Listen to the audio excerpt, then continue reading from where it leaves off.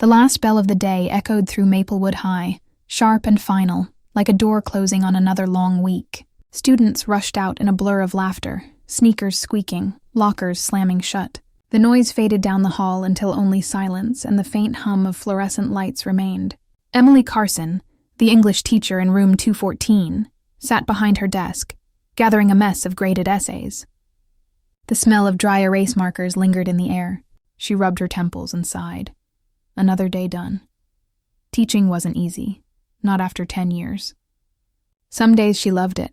The spark in a student's eyes when a poem suddenly made sense, or the laughter that filled her classroom when a joke landed just right. But lately, that spark had dimmed. Life outside school had been quiet, too quiet. Her friends had drifted into marriages, children, and new cities. Her apartment felt empty when she got home. Teaching had become the one place she still felt needed. She was about to shut down her laptop when she noticed him. Liam Parker sat in the back row, his desk half in shadow, staring at the floor. His backpack was zipped, but he hadn't moved. At first, Emily thought he might be finishing something, but minutes passed. He didn't write, didn't look up, didn't speak. Just sat there. "Liam," she called softly. "The day's over, you can go." He blinked, like waking from a dream, but didn't stand. Instead, he looked up, his eyes calm but unsure. "Miss Carson, can I talk to you for a minute?" She hesitated. Liam wasn't the type to stay behind. He wasn't loud or lazy. He was the quiet kind, the kind teachers barely had to worry about. Smart, polite, but distant. There was always a weight around him, something she couldn't quite name. "Of course," she said, motioning for him to come forward. He didn't. Instead, he stayed seated, hands clasped together on the desk. "It's not about homework," he said quickly, like he needed her to know that. "It's something else. Something I probably shouldn't say, but I have to." Emily felt a flicker of concern. She walked closer, her heels soft against the linoleum floor. The classroom felt different now, quieter, heavier. Outside, the sky was turning gold, sunlight stretching through the blinds and painting long lines across the floor. "All right," she said gently. "You can tell me. What's going on?" He took a breath that seemed to take all his strength. "It's hard to explain," he said, his voice low. "Everything's changing so fast. School's ending soon. Everyone's talking about the future, and I don't know where I fit in anymore." Emily's shoulders softened. She'd heard versions of this before. The end-of-year anxiety, the pressure to figure life out at 18. But something about the way he said it felt different. There was more underneath, something deeper. "It's normal to feel lost," she said. "You don't have to have it all figured out right now." Liam nodded but didn't seem comforted. "That's the thing," he said quietly. "It's not just about college or the future. It's about people, the way they look at you, expect things. I feel like I've been pretending to be okay, just so everyone else stays comfortable." Emily leaned against a desk, her heart tightening. There was a quiet honesty in his words that hit her harder than she expected. "You don't have to pretend here," she said softly. He looked up again, and for the first time, she saw it. A flicker of sadness behind his calm expression. "That's why I wanted to talk to you," he said. "Because you're the only person who actually listens." The words caught her off guard. She didn't know what to say. She'd always tried to be that kind of teacher, the one students could trust. But hearing it said aloud felt unexpectedly personal.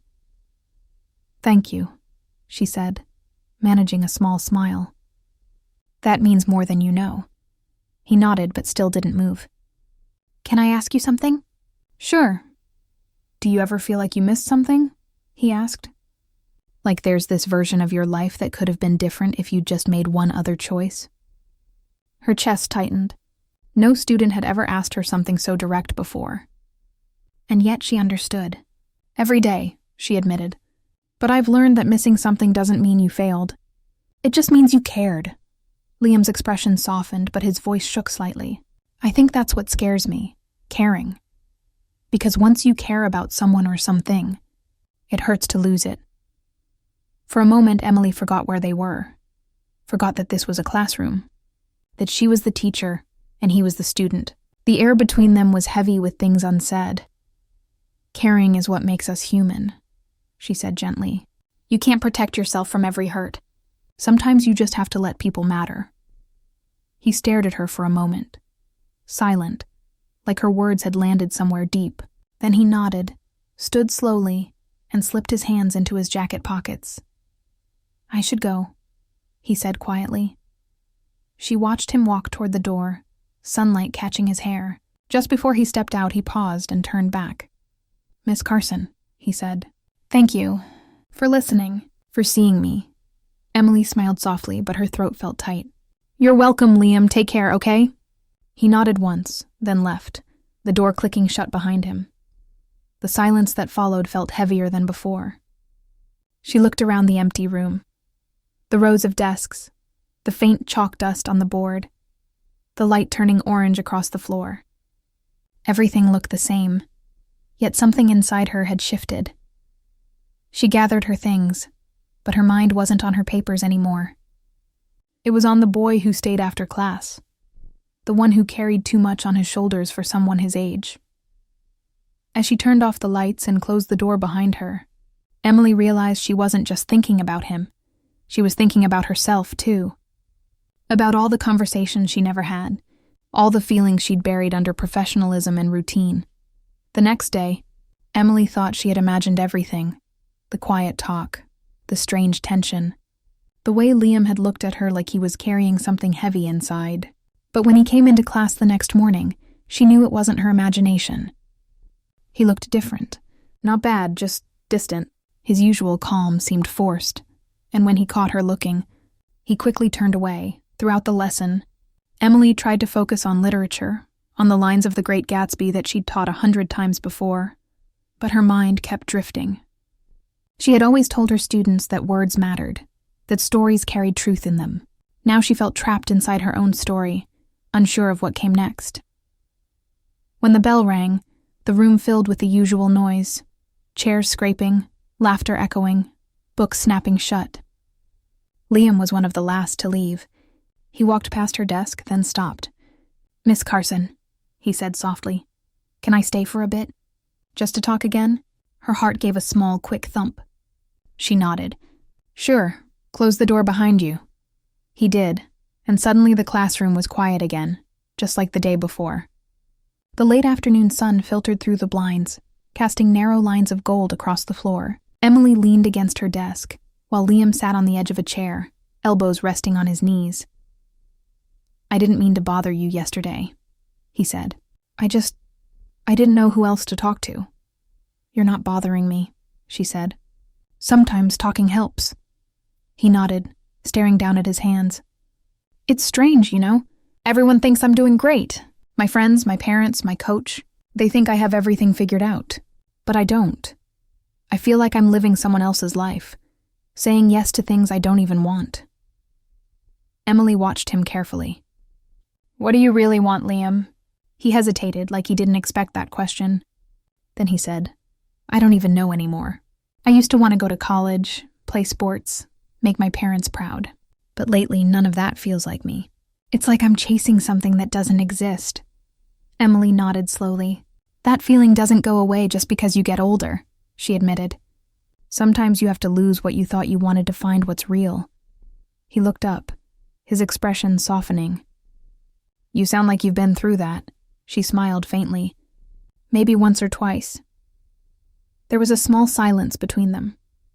Not awkward, just quiet and full. Emily could hear the faint buzz of the lights, the ticking of the classroom clock. Liam sat straighter. There's more, he said. Something I didn't say yesterday. She felt her stomach tighten slightly. Okay, he took a deep breath. It's about someone. Someone who made me start thinking differently. About who I am. About what I want. Emily's pulse quickened. She told herself it was just curiosity, that she cared because she was his teacher. Who is it? She asked gently. Liam's voice was quiet, careful.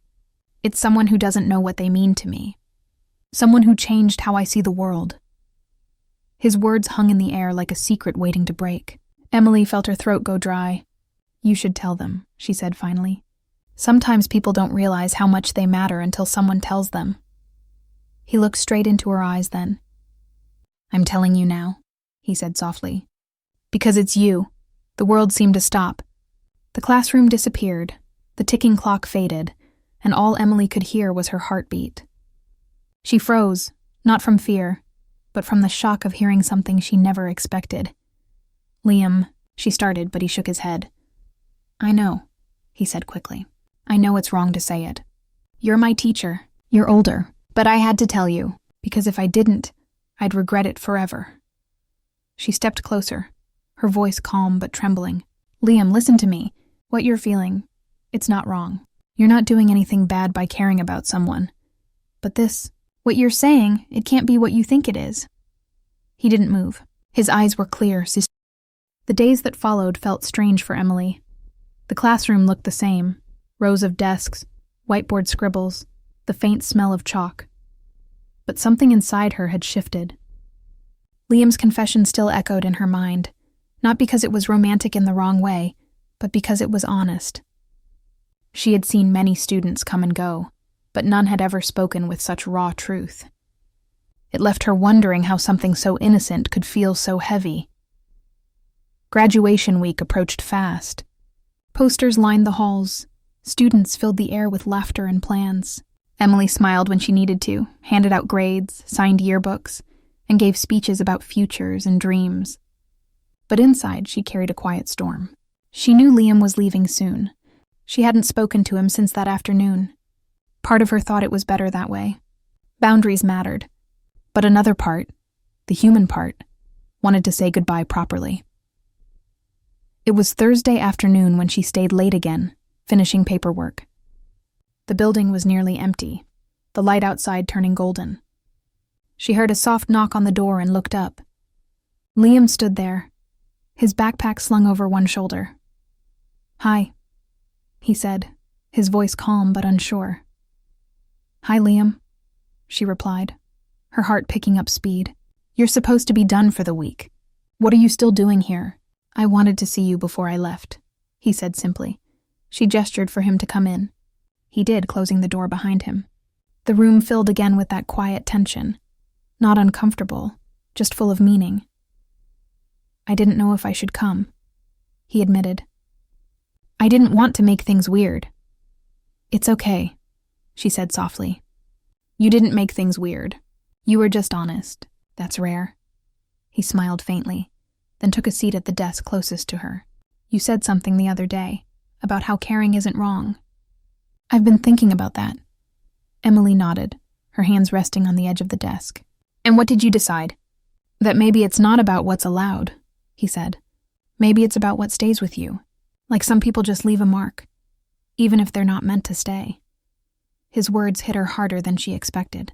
She had spent years teaching her students about meaning, about characters and choices and consequences. Now she realized life was teaching her the same lesson, through him. You're right, she said softly. Some people stay with us in ways we don't expect. They remind us who we are. Liam looked at her for a long moment, his eyes steady. You reminded me, he said. You made me want to be better. I don't know if I ever told you that properly. You did, she said, and you have no idea how much it means to hear it. Silence settled again, the kind that doesn't feel empty, but full of everything that doesn't need to be said. The sun had dipped lower, shadows stretching across the room. Emily stood and walked to the window, needing to breathe. She could see the sports field outside, golden light washing over it. When I started teaching, she said quietly, I wanted to change lives. That's what I told myself. But somewhere along the way, I started doubting if it mattered, if anyone even noticed. She turned back toward him, her voice soft but clear. You reminded me why I started. He stood too, resting his hands on the back of a chair. Then maybe we both helped each other, he said. You gave me hope, and I gave you back a reason. Their eyes met, and in that stillness, something unspoken passed between them. Not love in the romantic sense, but something deeper, recognition, connection. The quiet understanding that sometimes two souls meet for a reason, even if that reason isn't forever. Liam looked away first, his voice almost a whisper. I know I said too much last time. I didn't mean to make things complicated. I just didn't want to leave without saying what I felt. Emily took a slow breath. I know, Liam, and I don't want you to think what you said was wrong. You were brave to speak your truth, but some things aren't meant to turn into more. They're meant to teach us something. And then we carry that lesson forward. He nodded. I get that now. For a long moment, neither of them moved. The air between them was calm now, peaceful in a way it hadn't been before. The tension had melted into quiet understanding. You're going to do great things, she said finally. I can feel it. You're stronger than you realize. Liam smiled. A real one this time. I hope so. I'm scared, though. Leaving home. Starting over. Everyone's scared before something new, she said. That's how you know it matters. He chuckled softly. You always have the right thing to say. Not always, she said with a small smile. But I try. He walked closer, not too close, just enough for her to see the flicker of emotion in his expression. You've been more than a teacher to me, he said. You've been a reason to believe people can care without wanting something back. That line made her eyes sting. She wanted to hug him, to tell him he mattered, but she stayed still. Instead, she said, That's the kind of person you should try to be for others. He nodded. I will. The clock ticked softly in the background. The light through the blinds had dimmed, turning the room into shades of amber and gray. Liam took a step back, his voice quiet. I guess this is goodbye, she smiled sadly. For now. He hesitated, then reached into his pocket and pulled out a folded piece of paper. Can you read this after I leave? She took it, feeling the faint texture of the paper against her palm. Of course. He gave her one last look, not longing, not regretful, just full of quiet gratitude. Goodbye, Miss Carson. Goodbye, Liam. He walked to the door, opened it, and stepped into the hallway. The sound of his footsteps faded slowly until they were gone. Emily stood alone again, staring at the paper in her hand. For a moment, she didn't open it. She just breathed. The classroom was still, the air warm with fading sunlight. Then slowly, she unfolded the note. In his neat handwriting were a few simple words. You once told me stories can change people. You changed mine. Thank you for believing in me when I didn't believe in myself. Tears filled her eyes, but she smiled through them. She folded the note carefully and placed it in her drawer, next to her favorite pen. She knew she would keep it there forever. A quiet reminder that her work, her patience, her heart had made a difference. Graduation day arrived with a kind of warmth that felt like both an ending and a beginning. The campus was alive with voices, laughter, and flashes of camera lights. Parents held flowers, teachers smiled proudly, and students carried their caps like promises of the future. Emily Carson stood near the stage, dressed in her simple navy gown, clapping as each student's name was called. She smiled for all of them, every handshake, every proud step across the stage. But her eyes searched the crowd more than once for one face. When she finally saw Liam Parker walking up the steps, something inside her caught. He looked calm, mature, a little taller somehow. His gown swayed with each step, and his smile, small but steady, reached his eyes. When he took his diploma, he glanced toward her in the crowd. Their eyes met for only a second, but it was enough. He didn't wave, didn't nod, but the message was clear. Thank you. Emily smiled back, quiet and proud. And that was it. A second later, the moment was gone, swept up in applause. After the ceremony, the courtyard was chaos. Hugs, photos, confetti, and teary goodbyes. Emily spoke with parents and shook hands with students, her voice steady, even though her heart wasn't. The air smelled like flowers in summer, and the sky stretched wide above them, the kind of blue that made everything feel possible. When most people had left, she walked back toward her classroom to collect the last of her things. The halls were quiet again, like they always were after big moments. She moved slowly, running her fingers along the walls, remembering every laugh and every late afternoon spent grading papers under flickering lights. Teaching had given her purpose, but this year, this student, had reminded her what that purpose truly meant. Her classroom was exactly as she had left it. Neat, calm, sunlight spilling in through the blinds. She set her bag down, ready to lock up and go home. Then she noticed an envelope on her desk. Her name was written on the front in familiar handwriting. She didn't need to guess who it was from. She sat down, heart suddenly unsteady, and opened the envelope carefully.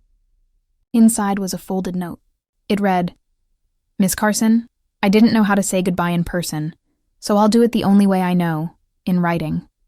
You once told us that people remember how you make them feel, not what you say. You made me feel seen when I was invisible. You reminded me that kindness still exists, and that even when life feels uncertain, someone can care without expecting anything back. Thank you for being that person for me. I'll carry that lesson with me wherever I go." Emily read the letter twice, then a third time. Her chest tightened, but her lips curved into a small, tender smile. It wasn't sadness exactly. It was something softer, deeper. The feeling of knowing that she had mattered, even in a small way.